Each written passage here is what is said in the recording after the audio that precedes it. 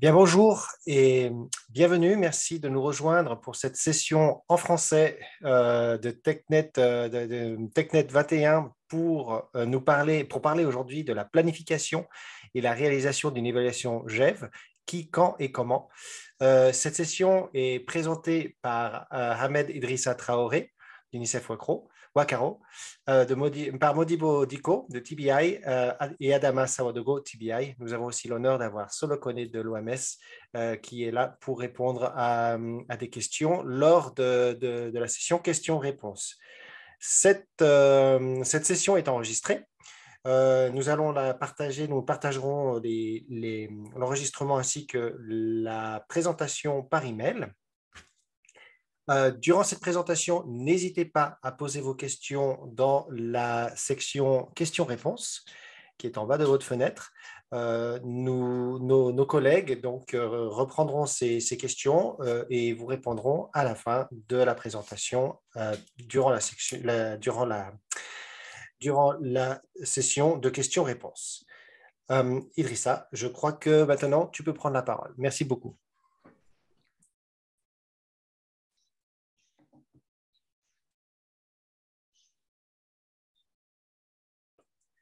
Idrissa, tu es sur mute.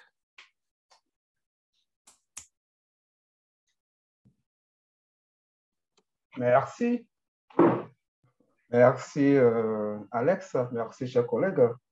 Vous m'entendez bien? Donc, j'ai l'honneur de débuter cette présentation. Comme Alex l'a annoncé tout à l'heure, la présentation fait partie d'une série de webinaires sur le renforcement de la chaîne d'approvisionnement grâce à l'outil de la GEV, de la gestion efficace des vaccins. On a eu la semaine passée la première présentation en anglais qui a été traduite en français. On continuera cette série avec cette seconde présentation en français. Fred Alex a dit tout à l'heure, la présentation cette semaine, ça sera sur la planification et la réalisation d'une évaluation GEV, qui, quand et comment. Next slide, please.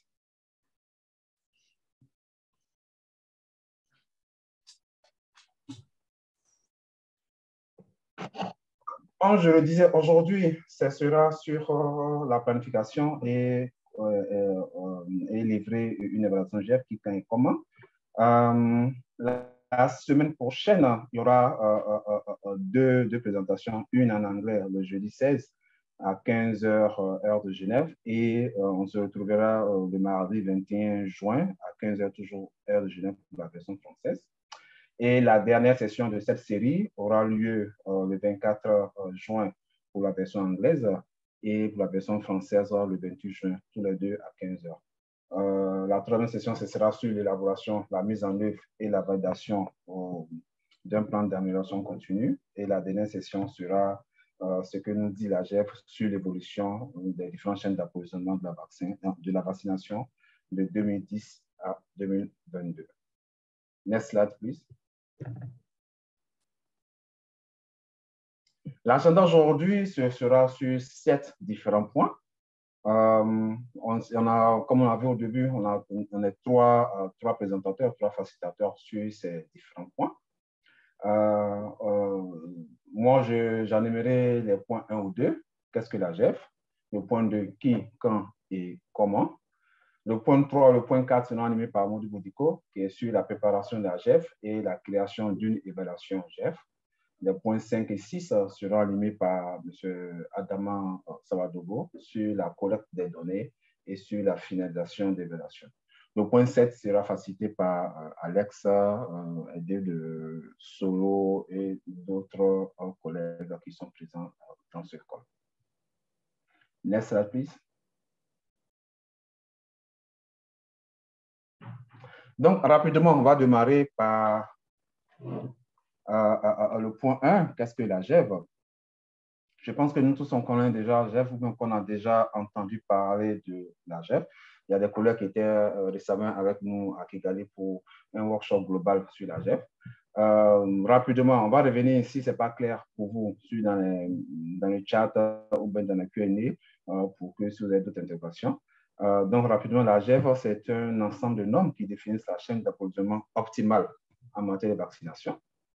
Et c'est aussi un questionnaire qui peut évaluer si un établissement de santé répond à ces différentes normes. Donc, les normes qui ont été définies sur la chaîne d'approvisionnement des vaccinations, on a des questionnaires qui évaluent si un établissement de santé, un district sanitaire, un niveau donné répond à ces différentes normes. Aussi, la GEV comprend un site web sécurisé qui permet de créer et de gérer les évaluations GEV et aussi d'analyser les différents standards, si les différents standards ont été remplis, tant au niveau national qu'au niveau subnational. La GEV aussi est une application mobile qui est utilisée pour administrer le questionnaire et aussi la GEV est un outil assistant pour la planification des activités d'amélioration qui peuvent être utilisées pour développer un plan d'amélioration continue à partir des résultats de l'évaluation.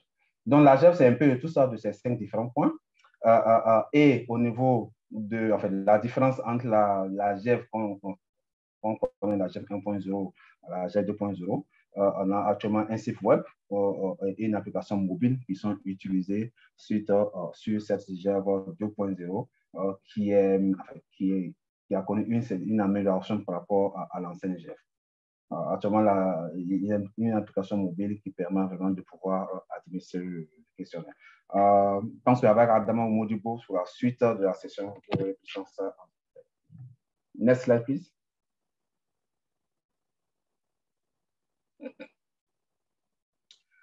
Donc, juste pour vous présenter le cycle rapide de la GEV. Donc, la question, c'est de passer de la préparation au monitorage. Que faire d'ici pour la préparation jusqu'au monitorage. On commence la GEV par la préparation. On verra en détail. Donc, au niveau de cette session, on verra en détail vraiment sur chaque point. Donc, il faut déjà préparer la GEV. Ensuite, faire l'évaluation. Ensuite, faire les différentes activités de planification, faire la mise en œuvre et faire le suivi, faire le contrôle, faire le monitorage de cette mise en œuvre. On a, par rapport à GEV, comme on le dit, c'est un plan d'amélioration continue. Mais pour qu'on puisse pouvoir le faire, on part comme on le voit, de l'évaluation. Désolé, on n'a pas pu traduire le chemin un peu en bas en français. De l'évaluation, l'assessment. Ensuite, on est au niveau de la planification. Ensuite, au niveau de l'implémentation, de la mise en œuvre. Ensuite, au niveau du monitoring. Et c'est un cycle. Après le monitoring, on peut toujours aussi faire une évaluation et on continue sur ce cycle. Donc, la GEV, c'est un peu tout ça, la préparation jusqu'au monitorage et que faire ici à la base. Et c'est ce qu'on va voir en détail au cours de cette session. Next slide, please.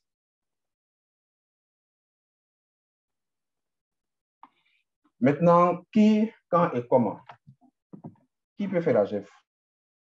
Tout le monde peut faire la GEV. Tout le monde peut faire la GEV. Toute personne qui dispose d'un téléphone et d'une connexion Internet, connexion de données peut faire la GEV. On a vu tout à l'heure que la GEV 2.0 a induit une application pour faire le questionnaire. Donc, toute personne peut faire la GEV. Pour une évaluation complète, par contre, pour une évaluation complète, c'est le ministère de la Santé et du PEF, et aussi les différents gestionnaires de santé, les techniciens de chaîne de froid, mais aussi les partenaires de mise en œuvre, l'OMS et l'UNICEF, qui peuvent aussi appuyer le ministère à faire la GEV. Quand on fait la GEV, dans la GEV, on a 2 types de GEV. On a, comme on a dit, une évaluation complète qui doit avoir lieu tous les 3 ou 5 ans. Et c'est nécessaire de le faire tous les 3 ou 5 ans parce que c'est un document, comme on dit tout à l'heure, normatif qui permet d'évaluer, mais aussi qui permet d'avoir un plan d'amélioration. Et ce plan d'amélioration est vraiment utile pour des grandes institutions comme Gavi, qui permettent d'avoir les activités nécessaires pour pouvoir améliorer la chaîne d'approvisionnement des vaccins. Donc, pour une GEV complète chaque 5 ans. Mais aussi, on peut avoir aussi des GEV ciblés ou pour prévision qui peuvent être effectués à tout moment et à n'importe quelle fréquence. Donc, la GEV peut cibler supervision, la GEV complète. Donc, quand c'est vraiment par rapport au type de GEV qu'on doit faire. Next slide, please.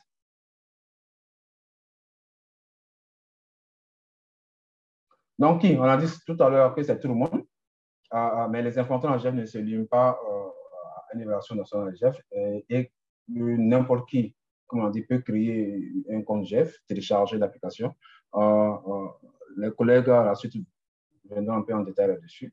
Télécharger l'application, évaluer un établissement de santé à n'importe quel niveau ou quand il le souhaite. Donc, par exemple, un responsable d'une entreprise de district peut évaluer une installation, analyser les résultats, mettre en œuvre un plan d'amélioration et puis valider les activités d'amélioration en réévaluant l'installation. Donc, n'importe qui, à n'importe quel niveau, quelqu'un au niveau national, au niveau district, au niveau régional, peut pouvoir évaluer à son niveau sur les activités de l'approvisionnement en cancer. Next slide, please. Maintenant, comment effectuer une évaluation GEF? Pour pouvoir effectuer une évaluation GEF, on l'a détaillé ici en 10 étapes. On reviendra encore là-dessus sur chacune de ces étapes. Déjà, on a les phases de préparation, on a les phases d'évaluation, on a vu tout à l'heure ici. Aussi, on a la phase de planification et on a la phase de mise en œuvre. D'abord, les phases de préparation qui sont en 4 différentes étapes. Il faut d'abord obtenir l'adhésion de toutes les parties prenantes et convenir d'un calendrier. Donc, le ministère de la Santé qui est le lead là-dessus, il faut qu'ils aussi s'entendent avec les différents partenaires, au moins UNICEF, aux partenaires dans le pays, pour pouvoir avoir toutes leurs adhésions et pouvoir convenir d'un calendrier. Ensuite, il faut pouvoir sécuriser le financement des ressources. La GEF, ça coûte cher, il faut former, il faut recruter des personnes pour faire l'évaluation. Donc, il faut savoir aussi sécuriser ce financement-là pour conduire l'évaluation GEF. Ensuite, il faut pouvoir organiser la formation des gestionnaires de la GEF sur des jours. Donc, on vient en tête tout à l'heure, sur la GEF, il y a les gestionnaires, il y a les évaluateurs. Donc, il faut pouvoir organiser cette formation des différents gestionnaires. Et ensuite, dans la phase de préparation, il faut pouvoir terminer la phase de la mise en place de l'équipe GEF du pays. Donc, on a dit la GEF, la préparation, vous voyez que c'est en 4 étapes et ça prend vraiment beaucoup de temps. Il faut qu'on se prenne vraiment à temps pour pouvoir faire cette phase de préparation. Ensuite, il y a la phase d'évaluation qui pouvoir, en fait, il faut créer l'évaluation GEF, on verra tout à l'heure, et ensuite, les autres phases d'évaluation, conduire la formation des évaluateurs sur 5 jours, qui est assez importante. Et il faut pouvoir recruter des évaluateurs qui comprennent bien le système de vaccination et pour les formations. Ensuite, il faut pouvoir les envoyer sur le terrain pour pouvoir collecter les données. Ensuite, il faut pouvoir valider ces différentes données et finaliser l'évaluation GEF. À la fin de l'évaluation, la GEF n'est pas finie. Il faut aussi maintenant, dans la phase de planification, organiser l'atelier du plan d'amélioration continue et finaliser ce plan d'amélioration continue. Maintenant, dans la phase de mise en œuvre, il faut pouvoir maintenant mettre en œuvre ce plan-là et pouvoir monitorer le plan d'amélioration continue. Donc, voilà un peu sur cette première partie-là. Next slide, please.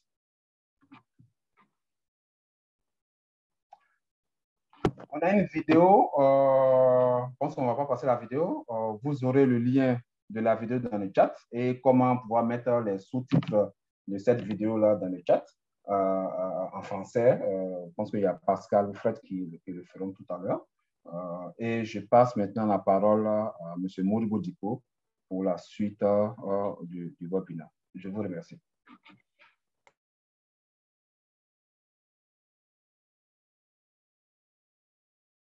OK, merci. Suivant. Donc, comme Idriss l'a dit, la première étape, c'est la préparation. Et pour ça, il faut d'abord sécuriser le financement et les ressources humaines nécessaires. Ensuite, il faut élaborer un calendrier pour toutes les activités de mise en œuvre de l'évaluation. Et puis, assurer que le plan d'amélioration qui va être créé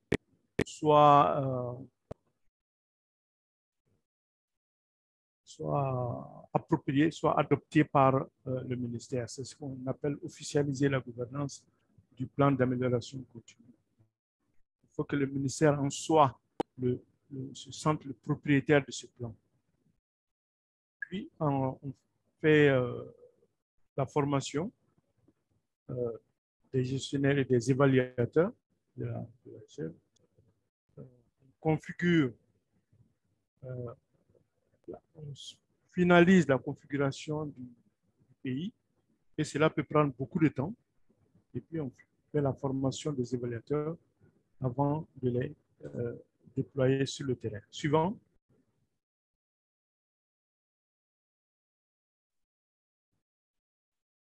Suivant.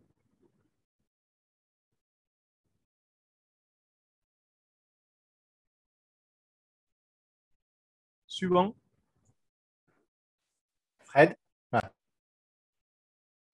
Voici comment le système fonctionne. Au milieu, vous avez le gestionnaire pays, qui est la personnalité la plus importante de l'évaluation GEF dans un pays. Sur son ordinateur, il a accès au portail web dont Idrissa a parlé. C'est le site web dont le lien est en bleu. Vous voyez.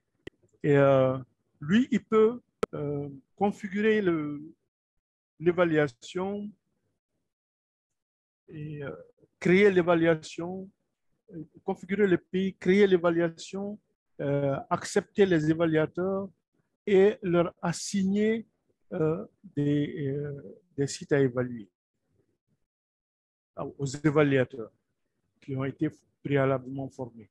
Et donc, chaque évaluateur peut alors, c'est la figure de droite, peut télécharger sur ce smartphone ou bien sa tablette le questionnaire pour les sites pour lesquels il a été approuvé par le gestionnaire pays. Et une fois qu'il les a téléchargés, il peut se rendre sur les sites et puis conduire la collecte des données. Et une fois qu'il a fini la collecte des données, il peut téléverser les questionnaires remplis sur l'application. Ouais. À gauche, nous avons la base de données et les logiciels qui sont gérés par l'OMS à Genève. Et ça, c'est une base de données globale, mais dans laquelle chaque pays a sa zone particulière qui est accessible aux gestionnaires pays et à ceux à qui il va donner accès. Donc, c'est une zone sécurisée. C'est comme un peu un gros village et chacun a sa case. Donc, chaque pays a sa case et c'est le gestionnaire pays qui a la clé de la case. C'est lui qui peut accéder. Bien les personnes à qui il va donner la clé. C'est comme ça, c'est très sécurisé. C'est vraiment comme une case avec un porte bien sécurisé, avec une serrure bien sécurisée. Et le gestionnaire du pays a la clé de la case. Suivant.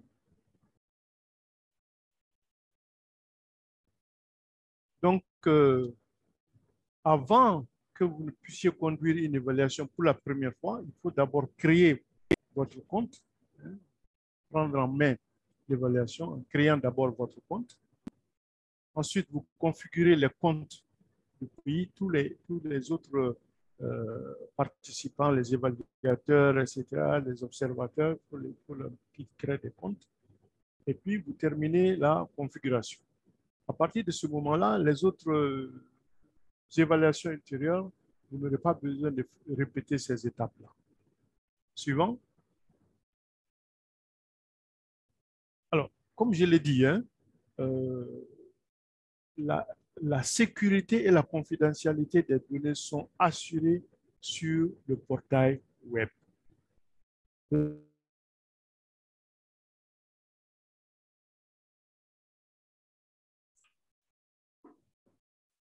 On a perdu Modibo. Modibo, on ne t'entend plus. Modibo?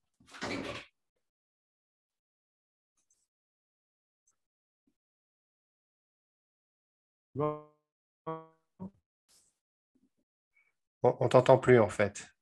On voit que tu es là, mais ta connexion est pas. Il y a un problème de connexion chez toi, je pense.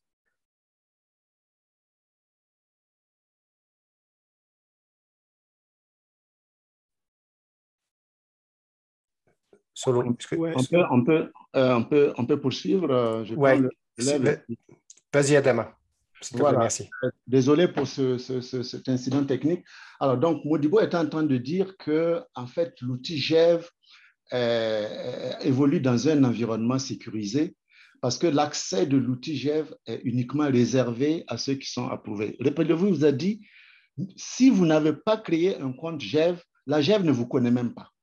Donc, vous ne pouvez pas sauter sur la GEV, même si vous voulez le faire, si vous n'avez pas de compte GEV approuvé par le responsable pays de la GEV, vous ne pouvez pas avoir accès à la GEV de ce pays-là. Donc, vraiment, c'est sécurisé et le fait que ce soit logé donc, au niveau de l'OMS avec toutes les assurances dont tu vous as parlé, en parlant de cases pour chaque pays. Donc, tout ça, ça reste vraiment dans un environnement sécurisé pour le stockage des données et puis également pour le partage des informations garanties entre ceux, effectivement, qui ont des comptes GEV. Suivant. Merci, Adam. J'avais été déconnecté. Ah, OK. Alors, donc, en tant que gestionnaire GEV du pays, vous avez accès à toute une série de documentation, de documents que vous pouvez compiler, consulter pour vous parfaire votre formation et afin de pouvoir vous acquitter correctement de vos tâches. Hein, c'est le site de TechNet 21. Vous avez le lien sur l'écran et vous avez plusieurs types de documents qui sont là-bas, depuis le guide de l'évaluateur, le guide de démarrage, comment on peut sélectionner les sites, le processus, etc. Il y a toutes sortes de guides que vous devez, en tant que gestionnaire pays, télécharger et compiler pour vous préparer à la conduite de l'évaluation. Merci. Suivant.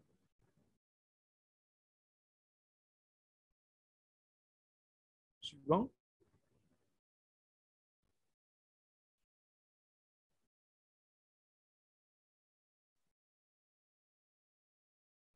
Donc là, vous avez une description des procédures à suivre pour demander un compte.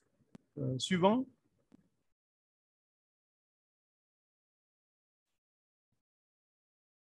Voilà. Ça, c'est la couverture du guide de l'évaluateur. Suivant, que vous pouvez télécharger. Suivant. Voilà. Donc, la première activité, c'est vraiment de prendre en main l'évaluation.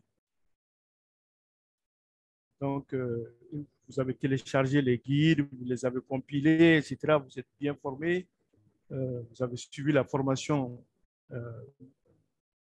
effectuée dans le pays, etc. Donc, maintenant, vous prenez en main votre évaluation en créant votre compte. Vous voyez? Et donc, le pays doit désigner un gestionnaire national de la GEV, un gestionnaire pays. Et ce gestionnaire sera le point focal GEV pour ce pays et il sera responsable de la gestion de tous les autres rôles dans la GEV pour ce pays. Il a vraiment les pouvoirs absolus sur la gestion du processus de la GEV dans son pays. Ouais. Donc, une fois qu'il dispose d'un compte GEV, il peut se connecter en ce moment au portail web dont le lien est là sur la slide. Et à partir de là, il peut attribuer des rôles à d'autres utilisateurs qui auront créé leur compte. Suivant. Là, c'est un peu le processus. Si vous avez une adresse email OMS, vous allez directement à l'étape 4, vous vous connectez au au site et vous demandez des rôles. Et si vous n'avez pas, il faut demander, si vous n'avez pas une adresse email OMS, vous demandez l'accès GEV et vous recevrez un email qui va vous inviter à accepter accepter. Donc, en ce moment, vous acceptez l'invitation. Une fois que vous avez accepté l'invitation, vous pouvez vous connecter au site web et vous pouvez demander des rôles du pays. Si vous demandez l'accès et que vous n'avez pas reçu, il faut reprendre le processus, peut-être en appelant, en faisant intervenir vos collègues de l'OMS ou de l'UNICEF dans le pays pour les alerter. Mais il faut que vous demandiez l'accès et que vous receviez un courriel d'invitation. En ce moment, vous pouvez accepter l'invitation et faire le reste. Suivant.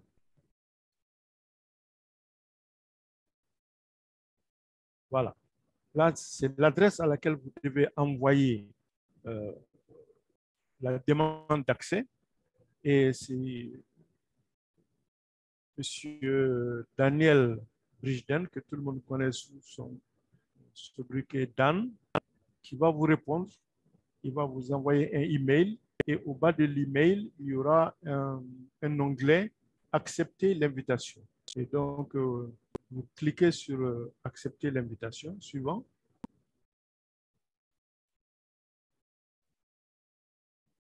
Voilà. Donc, une fois que vous cliquez sur « Accepter l'invitation », vous serez amené sur le site web de la GEV et vous pourrez alors vous connecter. Suivant. Voici là où vous serez porté. Et la flèche verte indique les trois petites barres en gauche et en haut de l'écran sur lesquelles vous devez cliquer pour accéder au menu. Suivant. Une fois que vous avez cliqué, vous avez cette page-là qui vous demande de vous connecter et vous cliquez sur se connecter pour pouvoir vous connecter et commencer à travailler. Suivant.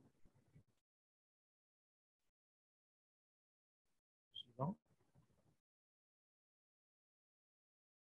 Alors, puisque vous n'avez pas été approuvé pour aucun pays pour le moment, vous n'avez accès qu'à un pays fictif qu'on appelle mes établissements. Et donc, dès que vous vous connectez, vous avez accès à mes établissements en haut à droite ici. Ce pays fictif qui s'appelle mes établissements, vous y avez accès, vous pouvez y accéder, vous pouvez vous exercer à faire tout ce que vous voulez là-bas. C'est un pays fictif, ça ne peut, vous ne pouvez faire du mal à personne. Donc, ça, c'est une facilité qui vous est offerte pour pouvoir vous exercer en attendant d'être approuvé par le gestionnaire pays. Suivant.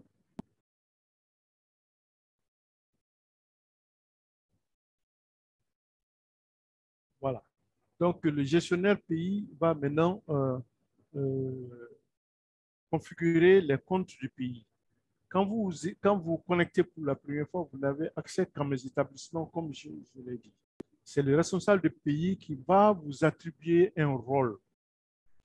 Les rôles sont sur le tableau en bas. Vous pouvez être évaluateur, c'est-à-dire que vous allez vous voir assigner des sites à évaluer et donc vous pourrez télécharger les questionnaires concernant ce site-là, faire la collecte des données et téléverser les questionnaires sur le site. Donc, vous pouvez être gestionnaire national, mais ça, on a vu que ça, c'est une décision qui doit être prise au tout début du processus. Vous pouvez être gestionnaire au niveau sous-national, provincial, régional, etc., ou État, si vous avez un pays fédéral. Vous voyez. Et vous pouvez être observateur aussi. Vous pouvez tout voir, mais vous ne pouvez rien modifier si vous êtes observateur. Et ces rôles-là, c'est le gestionnaire pays qui les attribue. Vous demandez, lui, suivant, vous demandez, et lui, il accepte ou il rejette. Voilà. Donc, un pays peut avoir un ou plusieurs gestionnaires nationaux de la GEM. Comme je l'ai dit, le pouvoir du gestionnaire est un pouvoir absolu. Donc, c'est à manipuler avec soin. Si vous choisissez un seul et que lui, quelque chose arrive, il tombe malade, il ne peut plus travailler, ça pose un problème. Vous n'avez plus accès à votre plateforme et vous êtes bloqué. Alors, mais cela ne veut pas dire qu'il faut aussi donner à beaucoup de personnes parce qu'il y aura donner un pouvoir absolu à trop de personnes. Donc, il faut voir une ou deux, maximum trois personnes qui peuvent être des gestionnaires pays. Ils auront tous les mêmes pouvoirs absolus, mais ils reconnaissent que celui qui a été désigné en premier lieu est le gestionnaire pays et ils ne vont intervenir que si celui-ci a une incapacité d'intervenir ou bien s'il leur demande d'intervenir. Là, c'est très, très important. On peut avoir, comme on a vu, des évaluations au niveau pays, comme des évaluations au niveau provinciaux ou bien au niveau régional ou bien au niveau des États. Et, donc, les gestionnaires de ce niveau-là, ils contrôlent les établissements qui sont dans leur zone. Ils peuvent créer des évaluations dans cette zone, des évaluations complètes ou des évaluations ciblées, mais ils ne peuvent pas intervenir en dehors de cette zone-là. Par exemple, celui qui est gestionnaire pour la province 1, il peut faire tout ce qu'il veut comme évaluation complète ou ciblée dans la province 1, mais il ne peut pas en faire dans la province 2 ni dans les autres provinces. Et ainsi de suite. Suivant.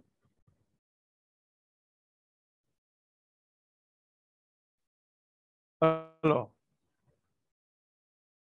si vous n'avez pas encore été nommé, vous n'avez aucun rôle dans le pays, vous pouvez demander l'accès et alors le responsable pays, le gestionnaire pays, peut alors approuver ou rejeter votre demande. Voilà. S'il n'y a pas de responsable pays, il faut prendre les informations nécessaires auprès de vos collègues de l'OMS ou de l'UNICEF et voir comment le processus peut être enclenché pour en désigner un.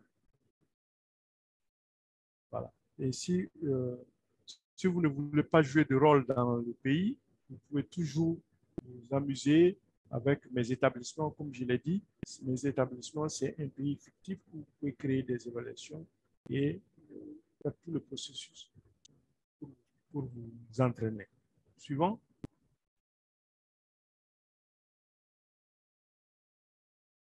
Alors, pour terminer la configuration, il reste encore plusieurs tâches. D'abord, il faut ajouter les entités administratives. Ensuite, ajouter les sites où on va choisir, parmi lesquels on va choisir l'échantillon. Et ensuite, ajouter les vaccins qui vont être pris en compte dans cette évaluation. Suivant.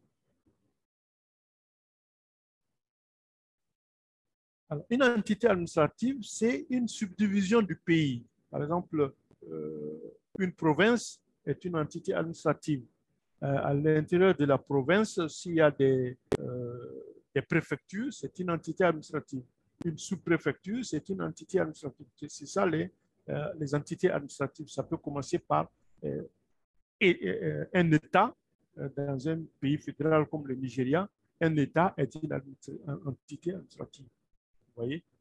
Et donc, il faut, dans un pays, il faut au minimum 2.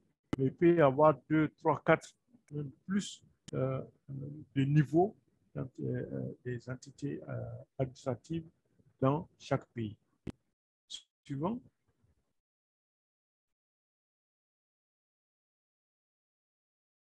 Alors, vous voyez ici, c'est l'exemple du Congo, du Togo, je veux dire, où vous voyez les entités administratives du niveau 1, ce sont les régions. Vous avez les 5 régions sur la carte que vous voyez. Et puis, il y a les entités administratives de niveau 2 qui sont les préfectures. Vous voyez, le tableau vous donne pour la région administrative, la région maritime, qui est une entité administrative de niveau 1, qui vous donne la liste des préfectures hein, donc, qui sont des entités administratives de niveau 2 qui relèvent de cette entité administrative de niveau 1. Suivant.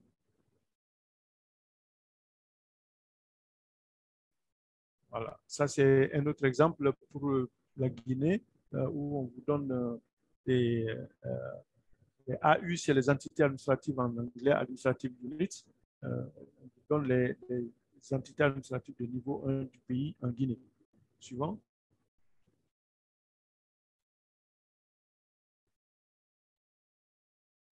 Donc, ça, c'est une des premières choses à faire. Une fois que vous avez fini ça, maintenant, vous pouvez ajouter des sites. Alors, un site, c'est un établissement qui entrepose des vaccins ou qui fournit des services de vaccination. Donc, lorsque vous créez une évaluation, un échantillon de ces sites sera sélectionné de façon aléatoire par l'outil de la GEV. Et donc, avant de pouvoir effectuer une évaluation, il faut que tous les sites du pays soient ajoutés dans l'outil. Tous les sites doivent être entrés dans le site. C'est pour ça que ça prend beaucoup de temps. Vous pouvez les ajouter manuellement, un à un, ou bien vous pouvez les importer à l'aide d'un outil d'import-export qui se trouve dans l'outil GEV. Si vous avez un inventaire à jour de tous les établissements de santé du pays, ce sera beaucoup plus simple pour vous. Si vous n'avez pas, alors c'est un travail auquel vous devez vous assigner le plus rapidement possible et prendre le temps nécessaire pour le faire correctement, parce que sinon, vous ne pouvez pas avancer. Suivant.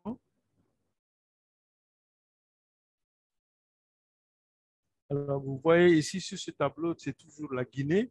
On a les entités administratives de niveau 1. Vous voyez, il faut les codifier. Hein. Vous voyez, l'entrepôt central, on l'a codifié qui pour Guinée 001. Hein. Le dépôt régional de santé de la direction régionale de la santé de Bokeh, hein, on l'a codifié BOC 00.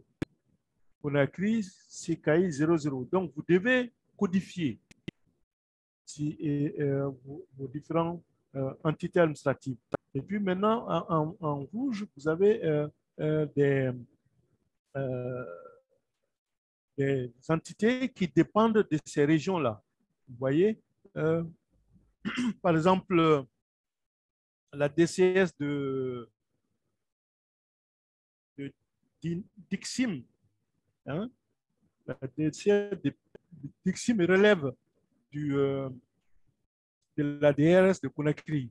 Et donc, vous avez codifié Conakry CK 0001 et puis DCS 00. Vous voyez? Ainsi de suite. Vous voyez? Faites la codification.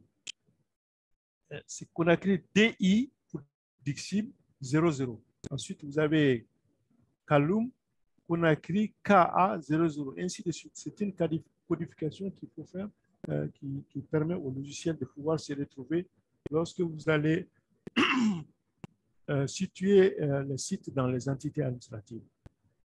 C'est un effort ça demande beaucoup d'efforts, ça demande du temps, donc, mais il faut le faire, il faut prendre le temps de le faire complètement et correctement, sinon vous ne pourrez pas fonctionner. C'est absolument nécessaire. Suivant.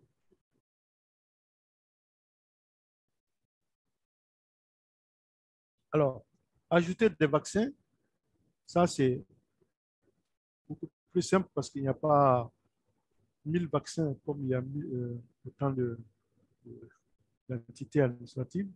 Donc, dans le menu configuration, hein, les 3 barres que vous avez vues en haut et à gauche de l'écran, lorsque vous êtes sur la plateforme, sur le site web, vous cliquez sur vaccin et puis la liste de vaccins est affichée.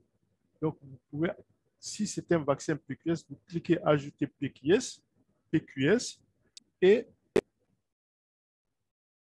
pour ajouter un vaccin préqualifié par l'OMS. Une fois que vous cliquez dessus, puisque c'est un vaccin PQS, toutes les informations restantes vont être automatiquement remplies par l'outil.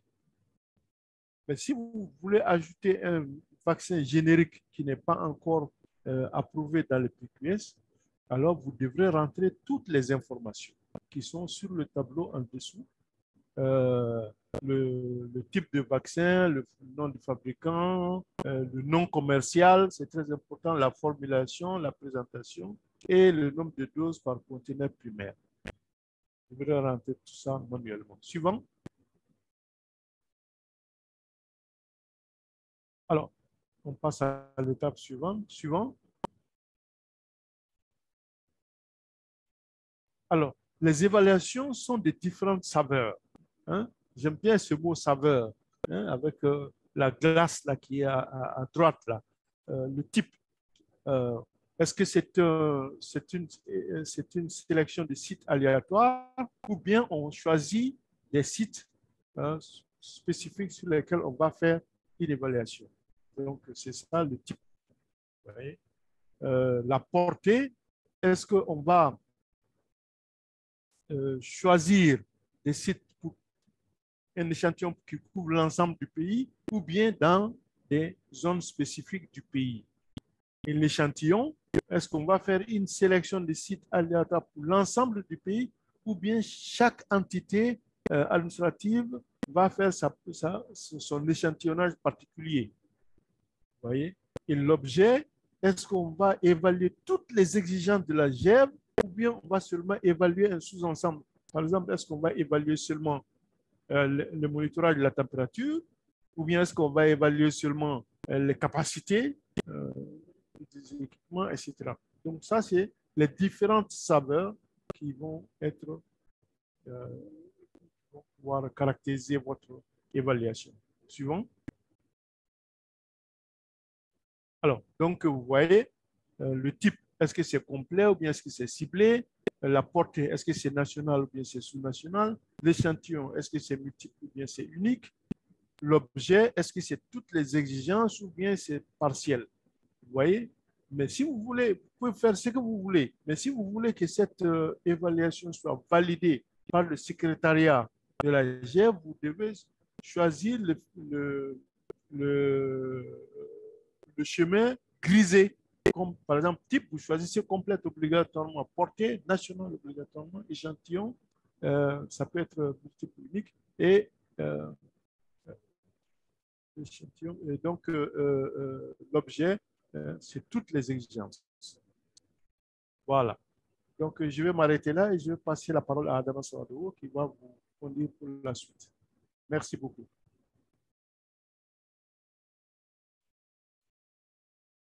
Merci beaucoup, Modibo. Suivant, merci pour cet éclairage-là.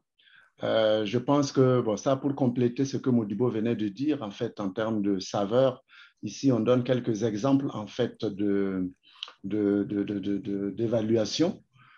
Comme il a dit, ça peut varier en fonction du type, ça peut varier en fonction de la portée, le type d'échantillonnage et puis l'objet.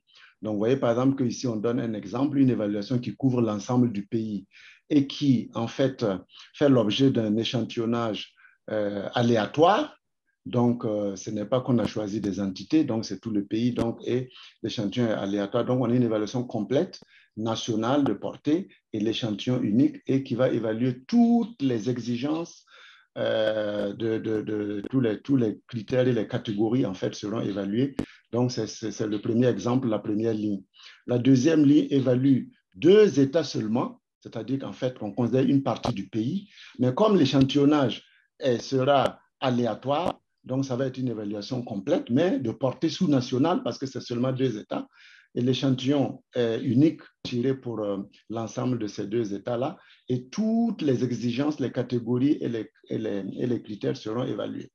Troisième ligne, c'est en fait une évaluation ciblée. C'est-à-dire que, par exemple, ici, l'évaluation cible seulement les cliniques de secteur privé et va évaluer tout.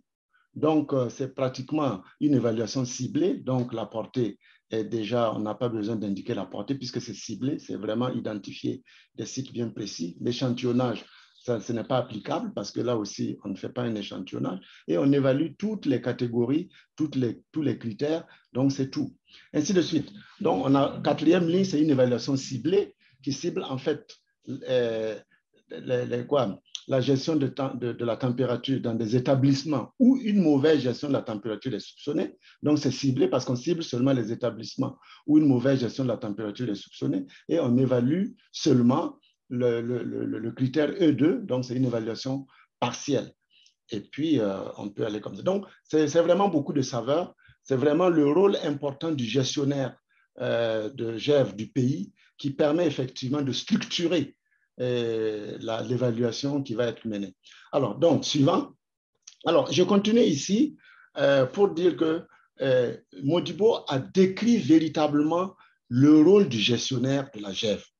Son rôle, c'est vraiment de configurer la GEV pays, de gérer les comptes de tous ceux qui vont participer et la configuration va consister donc à identifier donc les unités administratives, les sites à évaluer, de créer aussi les conditions pour qu'on puisse savoir quels sont les vaccins qui sont dans le programme et puis véritablement indiquer les paramètres de la chaîne d'approvisionnement et finalement créer l'évaluation en fonction de la saveur qu'on veut. Alors, je voulais commencer ici pour signaler une chose que j'aime toujours dire. Le gestionnaire GEV, vraiment son bureau, c'est la plateforme GEV, le site web. C'est vraiment son bureau. C'est là où il crée l'évaluation et c'est là où il va effectivement faire les affectations des questionnaires ou des sites à évaluer avec leurs questionnaires aux évaluateurs. Donc, il travaille véritablement avec le site web. L'évaluateur GEV, il travaille principalement avec l'application GEV. C'est deux plateformes différentes, mais qui se parlent. Le site, l'application GEV, l'évaluateur doit le télécharger si vous avez Android à partir de Google Play Store, si vous avez un appareil Mac et autres, vous devez le charger à partir de Apple Store. Si vous avez un ordinateur Windows, vous devez le charger à partir de Windows Store. Bon, je pense que la dernière fois, on signalait que nos collègues de l'UNICEF auraient quelques difficultés à partir de Windows Store, mais ça, c'est des problèmes, en fait, comment on appelle ça, de sécurisation au niveau de l'UNICEF. Et donc, c'est un problème qui doit être géré avec le IT. Donc, voilà un peu comment l'évaluateur peut être équipé, avoir l'application GEV. S'il n'a pas ça, il ne peut pas être évaluateur. Donc, l'évaluateur travaille avec cette plateforme-là, le gestionnaire travaille principalement avec le site web. Mais les deux se parlent. Alors, une façon de se parler, c'est que le gestionnaire, à partir de site web, va affecter des établissements aux évaluateurs. Alors, l'évaluateur va parler au site web en se connectant et en téléchargeant le questionnaire qui lui a été affecté. Ça, c'est le 1. Dès qu'il a le questionnaire, alors, il est équipé pour aller maintenant sur le terrain pour faire la collecte des données pour l'établissement pour lequel il a été affecté. Et dès qu'il a fini, il met fin à la collecte des données en disant « Mon questionnaire a été complété à 100%, je le marque comme complet. » Et dès qu'il le marque comme complet, il peut maintenant le téléverser, comme disait Modibo, j'aime ce mot, le téléverser au site web. Donc, lui aussi, il parle au site web. Il reçoit du site web, il fait le travail et il renvoie au site web. Et quand on renvoie au site web, le gestionnaire encore, à partir du site web, il examine le questionnaire complété par l'évaluateur, il regarde s'il n'y a pas d'inconsistance, s'il n'y a pas ceci, cela, et finalement, s'il est vraiment chaud, il approuve le questionnaire qui a été téléchargé. Donc, il finalise l'évaluation, il analyse les résultats et il peut générer à partir toujours du site web le rapport de la GEV. Et il peut aussi télécharger un outil qui va l'aider à pouvoir effectivement préparer le développement du plan d'amélioration. Donc, ici, pour dire que cette slide-là résume tous la plateforme GEV, qui est, comme je dis, le bureau du gestionnaire GEV, la plateforme, l'application GEV, qui est le bureau de l'évaluateur GEV, et comment les deux se parlent. Suivant. Alors, si on regarde la suite suivante, on regarde déjà ici, ça c'est ce que j'appelle le bureau de l'évaluateur GEV, c'est en fait l'application GEV. Donc, pour ne pas me répéter, c'est toujours ça, c'est l'application GEV qui est le bureau de l'évaluateur GEV. L'application GEV, on n'aura pas le temps ici de faire tout en long et en large, de comprendre donc c'est sûr, mais vous voyez que l'application GEV vous donne des onglets à partir, je vois download, je vois import, je vois créer. Tout ça, c'est des artifices qui permettent à l'évaluateur. Créer, c'est peut-être créer un questionnaire qu'on dit autonome, avec peut-être pour pouvoir peut-être s'exercer ou faire de la formation, mais download, c'est justement pour télécharger, pour télécharger le questionnaire qui lui a été assigné. Et il peut aussi utiliser import, mais ça, je crois que c'est dans les détails, on ne va pas rentrer dedans. Et donc, il va télécharger le questionnaire, et dès que le questionnaire est sur ce bureau-là, de sa tablette ou bien de son téléphone ou de son ordinateur, il peut aller sur le terrain maintenant pour faire la collecte des données. Suivant. Alors, donc, ici, on vous donne effectivement, dans le rôle de l'évaluateur, des ressources qui sont disponibles soit sur le net, soit sur le site web, et que vous pouvez aller consulter. Vous pouvez les avoir en français, c'est-à-dire c'est le guide de l'évaluateur GEV, vous pouvez l'avoir en français comme en anglais, et donc, ou bien le guide de démarrage rapide, comme je demande un compte pour être évaluateur, tout ça c'est expliqué dedans. Donc, le lien est là, allez visiter et vous pouvez télécharger ces documents. Je signale qu'il y a un travail qui est en cours pour les remettre à jour. Donc, ceux qui sont là, c'est des drafts, mais qui vont être mis à jour très bientôt. Suivant. Alors, voilà par exemple juste quelques éléments de ces ressources-là. À gauche, vous avez toute la démarche rapide pour pouvoir demander accès pour être évaluateur. Donc, c'est décrit en 4 points, je crois. Et donc, vous pouvez avoir accès à ces ressources-là, comme je l'ai dit. Et à droite, vous avez le guide de l'évaluateur GEV qui vous explique en long et en large ce que l'évaluateur GEV devrait faire pour participer juste, pour jouer son rôle d'évaluateur de la GEV. Suivant. Alors, là, je reviens un peu sur le rôle de gestionnaire de la GEV. Quand, par exemple, l'évaluateur a effectivement complété son évaluation et a téléversé, comme on dit, le questionnaire complété, l'évaluateur GEV ayant donc reçu toutes les évaluations, la collecte de données faite par donc le gestionnaire ayant reçu toutes les évaluations faites par les gestionnaires, il peut effectivement, à partir d'un tableau de bord, avoir donc une analyse assez complète des performances de sa chaîne d'approvisionnement et même les montrer en temps réel. Ça veut dire qu'il peut analyser. Donc, l'outil offre des capacités d'analyse assez fantastiques qui permettent de regarder les choses par niveau, c'est-à-dire ou bien par entité administrative. On peut comparer les données, par exemple, de niveau de la chaîne d'approvisionnement ou bien des entités administratives. On peut comparer des évaluations entre elles, etc., etc. Et on peut, bien entendu, générer le rapport de la GEV. Le rapport de la GEV, c'est le suivant, qui en fait est un outil Word que le gestionnaire peut générer à partir du site web. À partir du moment où il a déclaré que, par exemple, l'évaluation est complétée, il peut ouvrir une fenêtre qui s'appelle génération du rapport GEV et on va lui demander dans quelle langue il veut générer le rapport GEV. Il choisit la langue et le fichier Word qui va être le rapport GEV va lui être proposé et il a déjà l'outil essentiel comme rapport. Il peut juste entrer dedans pour faire quelques commentaires. Suivant, voilà un exemple de rapport GEV qui a été généré pour le Togo. Suivant, voilà, c'est un outil comme ça. Et donc, il va créer avec toutes les analyses préliminaires, les scores par critères, les scores par catégorie, les tableaux chromatographiques, tout ça par niveau de la chaîne d'approvisionnement, tout ça sera reflété dans le rapport qui sera proposé. Il restera seulement à faire quelques commentaires pour pouvoir donner des éléments de recommandation et tout par rapport à l'évaluation GEV. Suivant. Adama, oui, on a juste, il nous reste 4-5 petites minutes. Ouais, alors donc je vais finir avec ça. Donc, dès qu'il a généré le rapport GEV, il peut donc télécharger un outil Excel qui permet en fait de pouvoir aider à comprendre quelles sont les faiblesses et les forces des critères et des catégories pour pouvoir donc aider à générer, donc à développer le plan d'amélioration.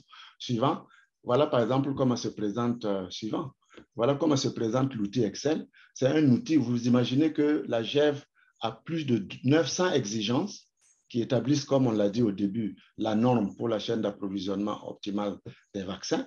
Et donc, cet outil-là va en fait faire une synthèse des forces et des faiblesses en termes de niveau de performance des critères. Et donc, on est facilement à l'aise pour pouvoir voir où est-ce qu'on peut améliorer et où est-ce que peut-être on doit maintenir les performances et où est-ce qu'on peut effectivement proposer des activités d'amélioration. Suivant. Alors, les slides qui suivent, je pense qu'il y en a 2 ou 3, nous montrent seulement que, après l'évaluation, et comme je parlais du plan d'amélioration, c'est en fait une autre activité de planification. Et je pense qu'on va aborder ce thème-là dans une semaine, le mardi prochain, pour pouvoir continuer la GEV dans son cycle qui est préparer, évaluer, planifier, mettre en œuvre et monitorer. Donc, la semaine prochaine, nous serons à la phase de planification après l'étape, le webinaire d'aujourd'hui suivant. Et donc, je voulais donc conclure ici en donnant les informations qui sont disponibles sur le site de la GEV ou bien même sur TechNet. Et donc, vous avez donc quelques éléments qui vous ont été présentés ici. Donc, n'hésitez pas, le lien est là. Vous pouvez aller visiter ce lien et avoir recours à ces ressources-là. Suivant. Voilà.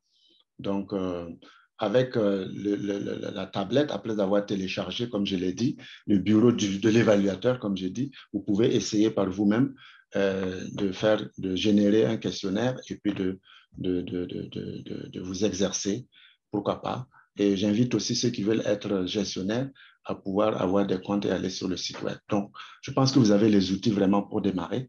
Et je vous souhaite de faire de bons essais. Suivant, je pense qu'on va s'arrêter là. Voilà, je vous remercie.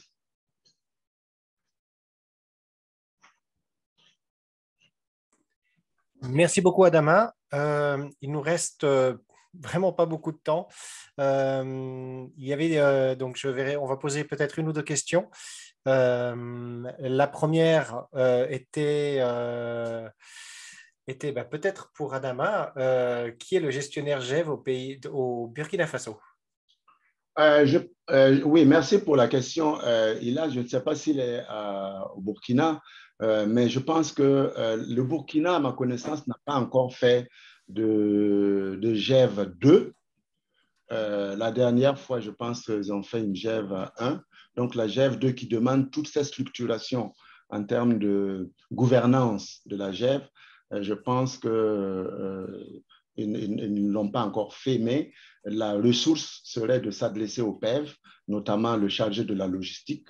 Ça serait une bonne entrée pour avoir, en fait, s'ils sont en train de s'organiser, ils doivent certainement savoir lui répondre qui est le gestionnaire GEV du Burkina. Donc, je l'invite à prendre contact avec le PEV du Burkina et cette question sera résolue. Je parle notamment à M. Ilyassa Ouedraogo. Voilà, puis du coup, il y a tous les pays qui commencent à poser la question, qui est le responsable GEV en Haïti, qui est le responsable GEV au Niger? Je pense que de façon générale, la porte d'entrée, c'est vraiment de s'adresser au PEV pour dire que voilà, voilà, même vous pouvez dire que dans le cadre des formations, on parle de l'importance de la gouvernance de la GEV et donc de l'importance du responsable, du gestionnaire GEV des pays. Et le PEV pourrait vous dire si effectivement ils ont mis en place, s'ils ont déjà fait, certainement ça existe. S'ils ne l'ont pas fait, ils s'apprêteraient à le faire. Très bien, merci. Une autre question. Alors, on nous demande bien sûr si on va envoyer les présentations. Donc, les présentations et l'enregistrement de cette présentation seront partagés par email avec tous ceux qui sont présents ici. Alors, oui, on nous pose la question. Voilà, tout le monde veut savoir qui est le responsable GEV dans leur pays. Ça a été répondu. Je ne vois pas d'autres questions. Donc, si vous avez une ou 2 dernières questions, c'est le moment ou jamais. Alors,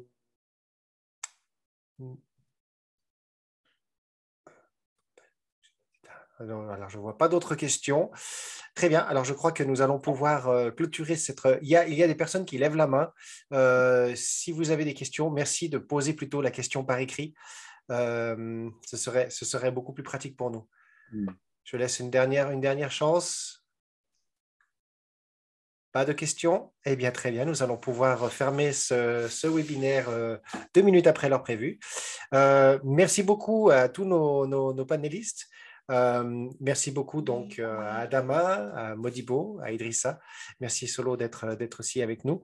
Nous vous souhaitons une très bonne journée à tous. Nous vous enverrons l'enregistrement ainsi que la présentation par email. Vous aurez tout, ainsi que les liens qui sont de toute façon disponibles dans la présentation. Nous vous souhaitons une excellente fin de journée à tous et nous espérons vous voir la semaine prochaine pour la session suivante. La session suivante, Adama, le titre, c'est? C'est sur la planification. Donc, on passe à l'étape de planification. Le titre exact, je pense que vous leur enverrez l'information. Oui, exactement. Sur la planification. Donc, nous parlerons de planification la semaine prochaine, même jour, même heure. Merci beaucoup et à bientôt. Au revoir. Merci beaucoup. Merci, au revoir.